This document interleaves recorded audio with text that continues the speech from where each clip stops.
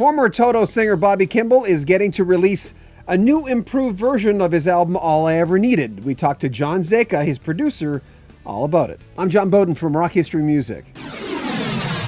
Through the help of Cleopatra Records, Bobby Kimball's All I Ever Needed album will get a fresh coat of paint. Well, they're going back in and they're reconstructing the whole thing. The guy who was producing that album and co-writing some of the tunes on there, John Zaika, well, that was his debut project as a producer-writer. I mean, that was it. And as he'll tell you in this video that's coming up, it's not often that you get a second chance to make a first impression. I mean, that project meant an awful lot to him. Unfortunately, some record companies overseas got a hold of the album and were selling it, and Bobby nor John were really making any money on it.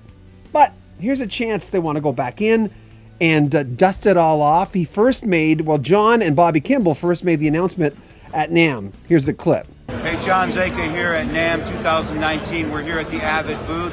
Got a big announcement for you. Cleopatra Records is going to pick up the All I Ever Needed record, which Bobby and I did back in '96 at Hyde Street, the Plant and Fantasy up in Northern California.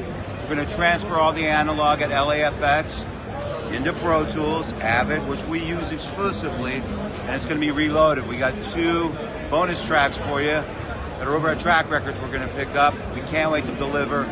All new horns, background vocals. The rhythm section is going to be vamped up. Bobby? Oh, I absolutely adore that CD, and it's going to be much better. We can't wait to deliver it to you. Thank you to Cleopatra Records. Thank you to Avid, Pro Tools, which we love. Good day. All right, here we are, undisclosed location. All 10 master 2-inch reels for All I Ever Needed picked up. As I stated the other day, the anniversary, there it is, 1/6/96. 23 years ago. 23 years ago. First, I have to thank, this would have never happened without Rob Clark stepping in as executive producer and making all that happen. And I thank you so much. So hopefully now, as I've gotten rid of all the bad tentacles, the bad entities around this, my publishing administrators wiped them out. We're going to go transfer this and get busy on making it a better project. It's not often in life you can go back and redo things, especially my freshman record as producer-songwriter, or have a second chance at a first impression. But there it is, all 10 reels. String Slave, Carl Egan from Las Vegas, Mickey's vocals, all the tracks, the lyrics are in everything. Looks like everything's intact. Yeah. Jeannie Tracy, Larry Batiste, Tony Lindsay, Mark Hugenberger, Mitchell Foreman, Joel Taylor, Buzzy Featon, Dave Butler, Jim Foster, Fulton Turnage. I mean, if I'm forgetting you, I'm sorry. Mike Barnes, if I didn't mention him already. Hyde Street Studios, Fantasy, Vegas, The Plant. I mean, it's wow. And one more thing I'll say, all you songwriters and young producers, don't ever give up. There's always a way through, around, in, out. You'll get there. To that bad entity in Italy, as Bobby's ex-bandmate said, Satan, I'm quoting him, that's exactly what they are. All these people had their tentacles all over this thing.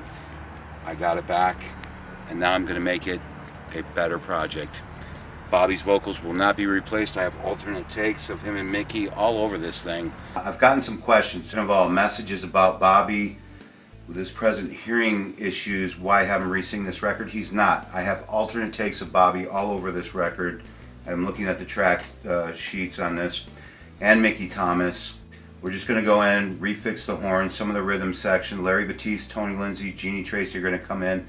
They're going to redo some of that. So the next move is to LAFX, get them the tapes baked, transfer these to Pro Tools, then start going through it. Thank you to Cleopatra. Thank you to Avid. Paul Erickson will then have it. So realistically, probably 6 months away, something like that.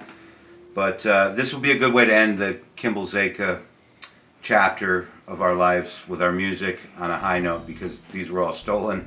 I mean, the masters weren't physically stolen, but that record was stolen and distributed by publishing companies and record labels all over the globe.